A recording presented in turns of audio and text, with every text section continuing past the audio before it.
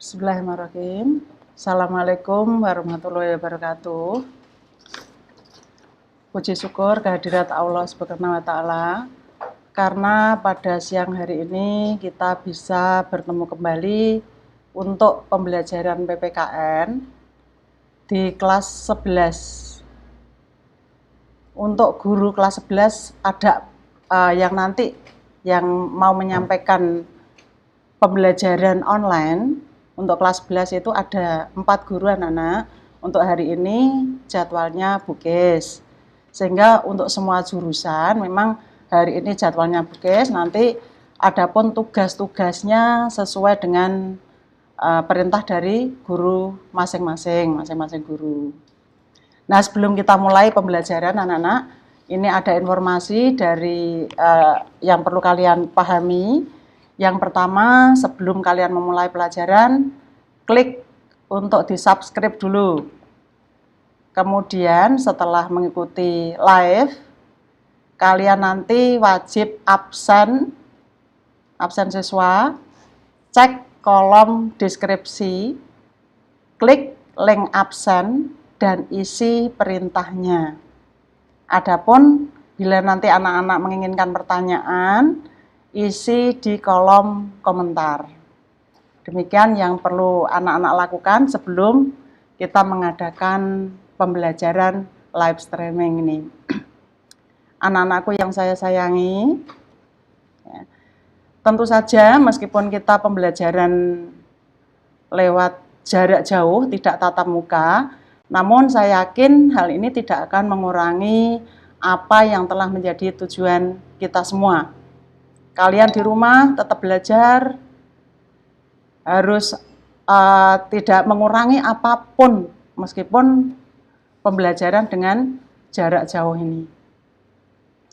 Kemudian sebelumnya saya ucapkan selamat anak-anak, kalian sudah duduk di kelas 11.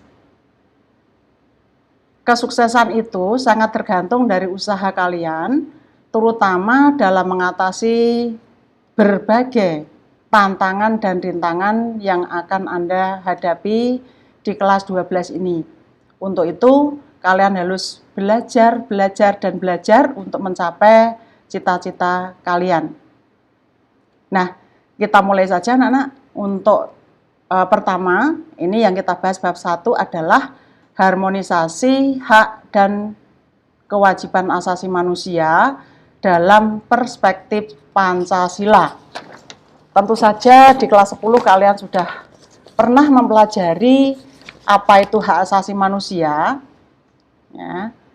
Kemudian apa itu kewajiban asasi, itu sudah pernah kalian pelajari, sehingga di kelas 11 ini untuk lebih memperdalam lagi tentang hak dan kewajiban asasi manusia dalam perspektif Pancasila, sehingga kalian nantinya sebagai warga negara Indonesia, kalian tidak akan melakukan pelanggaran hak dan juga harus bisa melaksanakan kewajiban kalian sebagai manusia. Nah, ini yang pertama tentang konsep hak dan kewajiban asasi manusia. Dari makna hak asasi manusia, menurut Undang-Undang RI nomor 39 tahun 99, hak asasi manusia, menurut Undang-Undang RI nomor 39 tahun 99, hak asasi manusia adalah seperangkat hak yang melekat pada hakikat dan keberadaan manusia sebagai makhluk Tuhan Yang Maha Esa dan merupakan anugerahnya yang wajib dihormati, dijunjung tinggi, dan dilindungi oleh negara, hukum, pemerintah, dan setiap orang demi kehormatan serta perlindungan harkat dan martabat manusia. Anak-anakku sekalian, kita masih ingat bahwa bentuk pelanggaran hak asasi manusia itu diantaranya orang membunuh orang lain, melakukan pembunuhan, kemudian negara melakukan penjajahan terhadap negara lain, kemudian seorang manusia yang masih mengalami kemiskinan, ini merupakan pelanggaran hak asasi manusia. Untuk itu, bagaimana kita untuk memperjuangkan hak asasi manusia sehingga kita tidak berada di dalam penjajahan, kemudian tidak terbelenggu, kita hidup bebas, kita hidup bahagia, maka kita perlu memperjuangkan hak kita sebagai manusia, bahwa secara kodrat kita memiliki hak asasi manusia. Ini yang perlu kamu ingat. Nah, untuk berikutnya, pada hakikatnya dalam hak asasi manusia itu terkandung dua makna, yaitu hak asasi manusia merupakan hak alamiah yang melekat dalam diri setiap manusia sejak ia dilahirkan di dunia. Jadi intinya, sejak manusia itu masih di dalam kandungan, sebenarnya kita sudah punya hak asasi manusia. Kemudian sejak dilahirkan ke dunia, hak-hak itu tidak boleh dilanggar oleh pihak lain. Itu intinya seperti itu, sehingga kita sebagai manusia wajib untuk memperjuangkan hak kita sebagai manusia. Yang kedua, hak asasi manusia merupakan instrumen atau alat untuk menjaga harkat dan martabat manusia sesuai dengan kodrat kemanusiaannya yang luhur. Apa artinya? Kita tahu bahwa kita tidak boleh melakukan penjajahan terhadap pihak lain, terhadap negara lain. Untuk itu, hak asasi manusia ini merupakan instrumen yang digunakan untuk menjaga harkat dan martabat manusia sesuai dengan kodrat kemanusiaannya yang luhur. Nah, ini kamu saksikan anak-anak. Nah, kalau kita melihat gambar di sini, ya.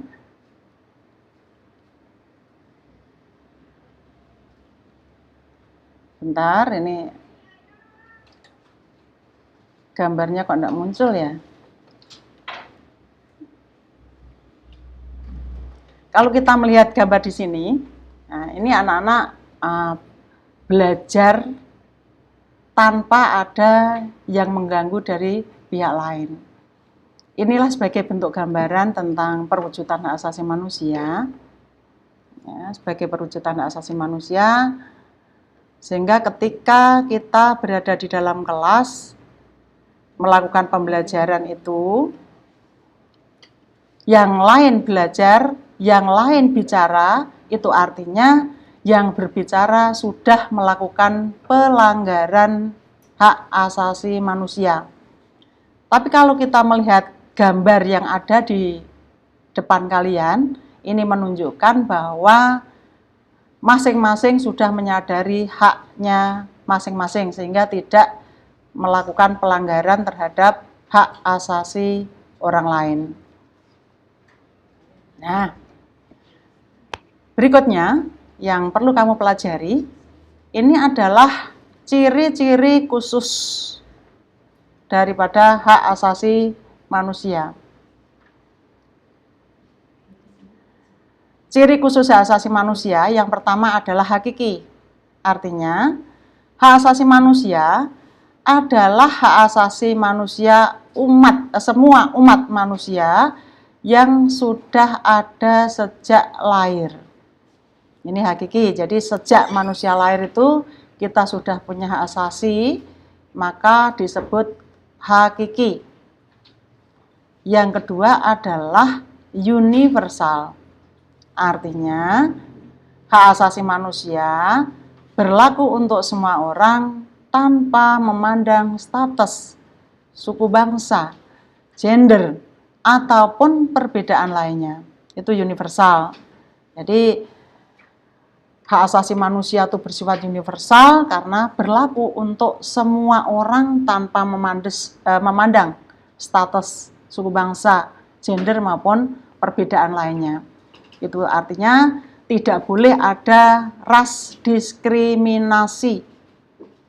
Nah, apabila terjadinya ras diskriminasi, itu artinya terjadilah pelanggaran terhadap hak asasi manusia. Ciri yang ketiga adalah tidak dapat dicabut. Artinya, hak asasi manusia tidak dapat dicabut ataupun diserahkan kepada pihak lain. Nah, contoh, ketika ada seseorang menghilangkan nyawa orang lain, itu artinya sudah melakukan pelanggaran terhadap orang lain. Karena hak hidup itu merupakan hak yang harus kita miliki, namun bila mana terjadi pembunuhan, itu artinya kita sudah terjadi pelanggaran terhadap hak asasi manusia. Yang keempat adalah tidak dapat dibagi. Nah, artinya semua orang berhak untuk mendapatkan semua hak. Jadi hak itu tidak hanya milik orang kaya, milik mereka yang punya pangkat, tapi semua orang punya hak untuk mendapatkan semua hak. Jadi tidak bisa dibagi-bagi. Nah, itu ciri daripada hak asasi manusia. Maka setelah kita ketahui, sehingga mohon maaf ini bisa kita lanjutkan. Ya, tadi sampai pada kewajiban asasi manusia yang sudah kita bahas tadi sesuai dengan pasal 1 ayat 2 Undang-Undang RI nomor 39 tahun 1999 bahwa kewajiban dasar manusia itu merupakan seperangkat kewajiban yang apabila tidak dilaksanakan tidak memungkinkan terlaksananya dan tegaknya hak asasi manusia. Kewajiban secara sederhana dapat diartikan sebagai segala sesuatu yang harus dilaksanakan dengan penuh tanggung jawab. Sampai di situ tadi, kemudian ada gangguan, kemudian bisa kita lanjutkan. Nah, kalian bisa melihat gambar di sini, anak-anak, apa yang mereka lakukan. Ini sebagai perwujudan warga masyarakat yang melakukan kerja bakti di lingkungan masyarakat. Hal itu menunjukkan bahwa mereka itu menyadari tentang kewajibannya sebagai anggota masyarakat. Nah, kemudian, sudahkah kalian di masyarakat seperti ini? Nah, ini kamu lihat lagi. Ini ada pelajar SMA yang melakukan kerja bakti di lingkungan sekolahnya. Ini merupakan sebuah gambaran bahwa anak-anak tersebut melakukan kewajibannya di sekolah, ya. Jadi dia tidak hanya menuntut haknya, tapi juga mereka sadar bahwa dia punya kewajiban, sehingga dia tidak menghindar apabila ada kerja bakti di lingkungan sekolah. Nah, sekarang sudahkah kalian seperti itu? Nah, ini yang bisa menjawab itu adalah kalian sendiri. Sudahkah saya ketika kerja bakti tidak melarikan diri? Ya, seperti ini. Jadi ini sebagai bentuk gambaran sebuah kewajiban. Kemudian untuk tugas nanti anak-anak, di sini ada tugas 1, tugas 2, tugas 3, ya. Nah, tugasnya enggak usah banyak-banyak, nampaknya banyak tapi ini isinya dikit sekali ini. Ya, nanti kamu cari definisi hak asasi manusia, kemudian kewajiban asasi manusia menurut pakar. Nah, terserah kamu mau menyebutkan 1 juga boleh, 2 juga boleh, 3 boleh, 10 pun juga boleh. Ini nanti tugas kamu.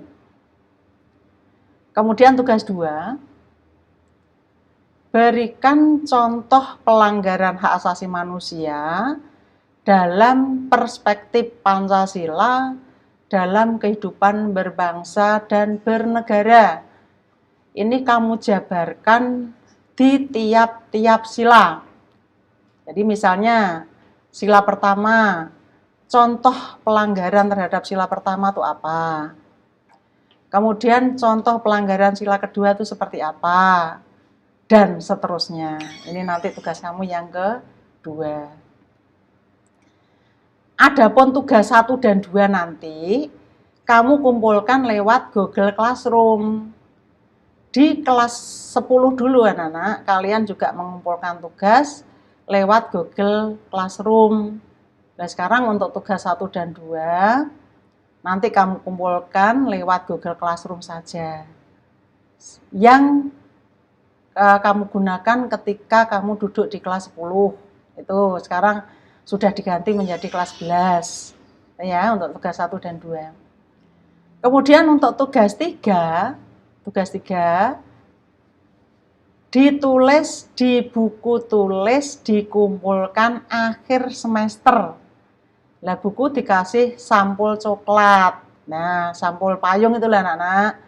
Itu nanti di akhir semester harus punya catatan tentang materi yang setiap kali dikasihkan oleh semua guru.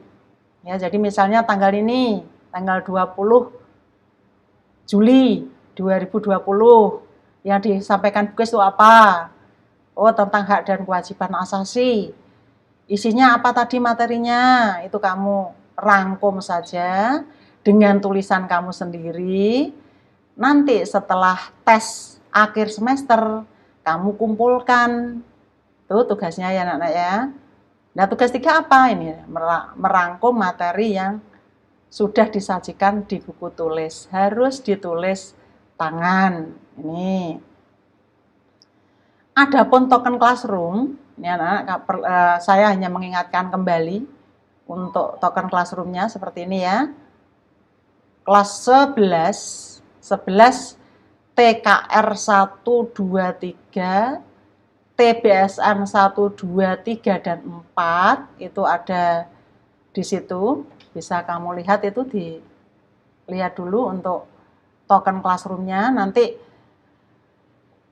hari ini sampai sore saya tunggu hasilnya ya anak-anak ya. Saya tunggu minimal besok Senin ketika ada pembelajaran lagi, saya sudah punya data anak-anak yang sudah mengumpulkan tugas lewat Google Classroom. Begitu yang bisa saya sampaikan untuk materi hari ini anak-anak. Mudah-mudahan di minggu depan kita bisa bertemu kembali. Kalian tetap sehat, semangat, belajar di rumah, kita berdoa bersama-sama agar pandemi COVID-19 ini segera berakhir. Kalau ada pertanyaan bisa nanti lewat pertanyaan diisi di kolom komentar. Kamu isi di kolom komentar kalau ada pertanyaan. Ya, nanti bisa saya jawab. Demikian anak-anak. Untuk pertemuan kita hari ini tidak usah lama-lama ya. Bisa saya akhiri. Akhirul kalam. Wassalamualaikum warahmatullahi wabarakatuh.